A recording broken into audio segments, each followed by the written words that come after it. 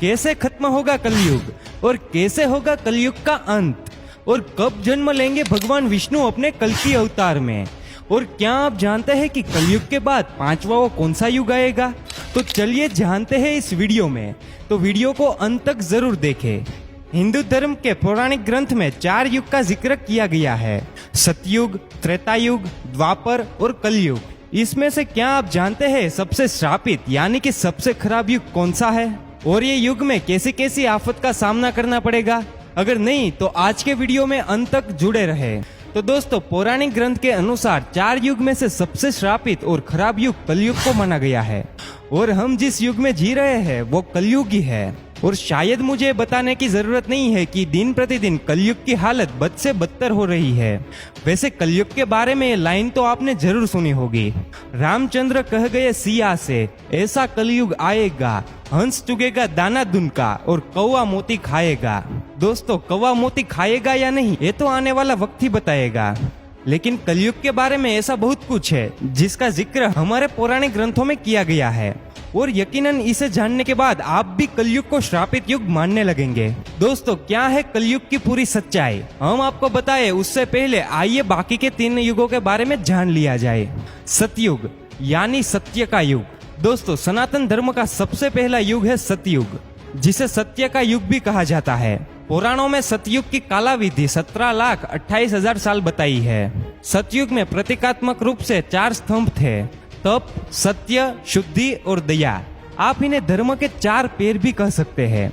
इस समय इंसानों की लंबाई 32 फीट हुआ करती थी, यानी जरा सोच के देखिए कि उस समय का इंसान लगभग 21 हाथ जितना लंबा होता था। सतयुग में इंसानों की आयु भी काफी ज्यादा हुआ करती थी। उस समय का इंसान 10,000 वर्ष से 1,00,000 वर्ष तक जीवित रहता था।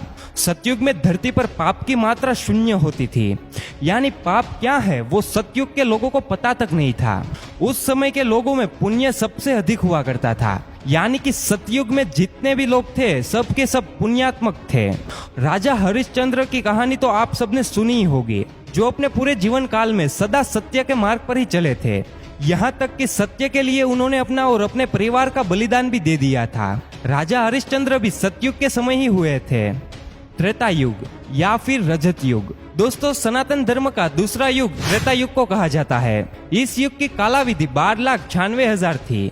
इस युग को रजत युग और बहुत से लोग सिल्वर एज के नाम से भी जानते हैं। इस युग में धर्म के सिर्फ 3 स्तंभ ही थे, सत्य, शुद्धि और दया। दरअसल धर्म का चौथा स्तंभ तप सत्य के अंत में ही घट गया था। त्रेता युग में मनुष्य की लंबाई 21 फीट होती थी, यानी कि लगभग 14 हाथ के बराबर, और आयु लगभग 10,000 वर्ष थी। त्रेता युग तक समाज वर्णों में विभक्त हो गया था। समाज में ब्राह्मण, क्षत्रिय, वैश्य और शूद्र वर्ण अस्तित्व में आ चुके थे। इस युग में लोग अपने कर्तव्य का पालन तो करते थे, लेकिन उनके अंदर लालच और ईर्ष्या की भावना ने घर कर लिया था। इसीलिए त्रेता युग में पाप की मात्रा बढ़कर 25% हो गई थी और पुण्य की मात्रा घटकर 75% ही रह गई थी।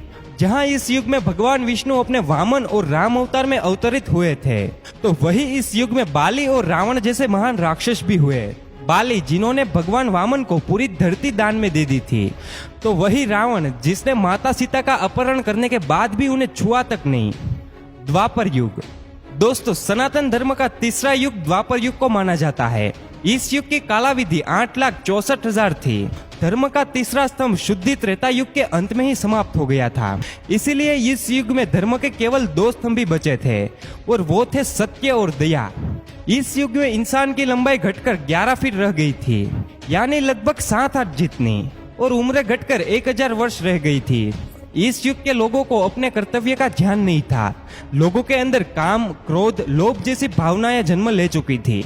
इस वजह से इस युग में पाप की मात्रा बढ़कर 50% और पुण्य की मात्रा घटकर 50% हो गई थी। यानी इस युग में आधे मनुष्य पापी और आधे पुण्यात्मक थे। हालांकि द्वापर युग में ही इतिहास का सबसे बड़ा महायुद्ध महाभारत हुआ था, जिसमें एक स्त्री को भरे समाज में लज्जित किया गया था। धर्म को बढ़ता देखकर इस युग में भगवान विष्णु अपने श्री कृष्ण अवतार में अवतरित हुए थे और धर्म की स्थापना के लिए महाभारत के महायुद्ध में पांडवों का साथ दिया था। साथ ही साथ इस युग में भगवान कृष्ण ने कुरुक्षेत्र की युद्ध भूमि में अर्जुन को गीता का ज्ञान देकर संपूर्ण मानव समाज को धर्म के महत्व से परिचित कराया था।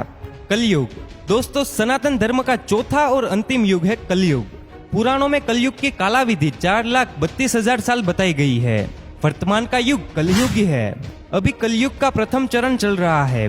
पुराणों को ध्यान में रखकर विशेषज्ञों द्वारा की गई गणनाओं के मुताबिक अभी कलयुग के 5,000 वर्ष ही बीते हैं, यानी कि कलयुग का अंत होने में अभी 4,27,000 साल बचे हुए हैं। इस युग में धर्म का सिर्फ एक ही स्तंभ दया बचा है, जो कि इस युग के अंत तक समाप्त हो जाएगा। वहीं इस युग में पाप की मात्रा 75% और पुण्य की मात्रा 25% बताई गई है। साथ में यह भी कहा गया है कि पुण्य की यह मात्रा कलयुग के अंत तक घटकर शून्य हो जाएगी। इस युग में इंसान की औसत लंबाई 5 फीट 5 इंच बताई गई है, यानी लगभग 3.5 हाथ, और उम्र 80 से 90 साल बताई गई है। लेकिन साथ में विष्णु पुराण में यह भी बताया गया है कि जैसे जैसे कलयुग का अंत नजदीक आएगा, मनुष्य की आयु घटती जाएगी और अंत में मनुष्य की आयु घटकर मात्र 20 से 30 साल ही रह जाएगी। उस समय छोटे छोटे बच्चे गंभीर बीमारियों का शिकार होंगे। कम उम्र में ही बच्चों के आंखों पर चश्मे और बालों में सफेदी छा जाएगी। हर इंसान रोग से परेशान होगा। बच्चे से लेकर बूढ़े तक कलयुग में हर कोई चिंता से घिरा हुआ रहेगा। कलयुग के अंत में विवाह एक प्रकार का समझौता होगा। जिसके पास पैसा होगा, स्त्रियां उन्हें ही अपने पति के रूप में स्वीकार करेगी, और जो दहेज देगा उनके घर ही स्त्रियों का विवाह होगा। लोगों में एक दूसरे के प्रति समर्पण और सम्मान का भाव समाप्त हो जाएगा। रिश्तों का महत्व नहीं रहेगा। पति और पत्नी एक दूसरे के प्रति ईमानदार नहीं रहेंगे। विश्वास किस चिड़िया का नाम है वो तो लोग भूल ही जाएंगे। जिस व्यक्ति के पास जितना धन होगा उतना ही ज्यादा शक्तिशाली माना जाएगा। ऐसे ही लोग विद्वान और धर्मात्मा कहलाएंगे, और ऐसे ही लोग समाज में पूजे जाएंगे।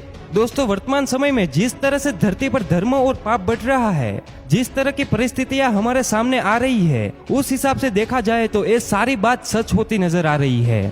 धर्म ग्रंथों के मुताबिक कलयुग के अंत में धरती के एक हिस्से में जहां लोग बाढ़ से तबाह हो रहे होंगे, तो वही दूसरे हिस्से में लोगों को सूखे के प्रकोप का सामना करना पड़ेगा। और जैसे जैसे कलयुग का अंत नजदीक आएगा, पृथ्वी पर मौजूद सारी नदियां सूखती चली जाएगी।